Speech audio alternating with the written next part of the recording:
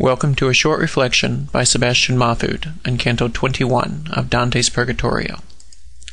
The poets continue on the ledge of avarice, careful lest they tread on one of the penitents, when a soul comes up from behind, offering the sign of peace. Virgil responds by pointing out that he's among those in eternal exile, a statement that confounds this soul, till Virgil explains that Dante's a living man, and they both come this way by divine command, from the far side of hell. It's at this point that Virgil asks about the earthquake, whereupon the soul launches into a treatise on weather patterns below St. Peter's Gate, and how no earthly weather can reach their height. He explains that he only just then, after 500 years, felt his will free to continue to ascend, for before it had been held in check by God. His salvation, then, is what has been announced. He follows these statements with a response to Virgil's request for his name and situation, whereupon the poets learn that he is Statius, author of the Thebaid, a story about the 7 who waged war on Thebes. The moment he addresses who he is, Statius admits that it was his reading of the Aeneid that made him aspire to be a poet, for without that book he would have been nothing. He expresses such a fervent wish to have lived during the golden age of poetry, back during Virgil's time, that Dante cannot suppress half a smile, which Statius notices and demands the cause. Virgil gives Dante permission to speak, and Dante reveals that it is Virgil who is standing at his side. Statius immediately bends over to embrace Virgil about the knees in an act of fealty, the same gesture that Sordello earlier paid to Virgil before escorting the poets to the flowering valley.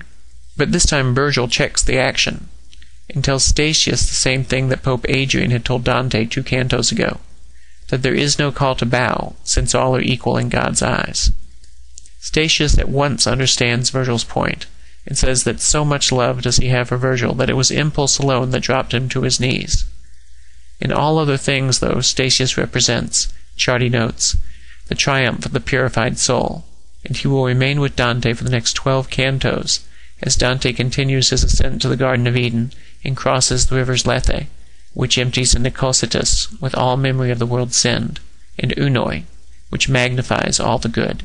Statius has given us a clue as to the nature of his purification, when he says that the earth trembles whenever a soul feels so healed and purified that it gets up or moves to climb. The nature of this phenomenon is that the soul has to feel healed enough to ascend directly to God without further penance due on an upper ledge. Otherwise, Ciardi notes, an earthquake would have been triggered whenever the poets ascended another staircase, which hasn't, of course, happened. That feeling comes from within, it is not imposed from without.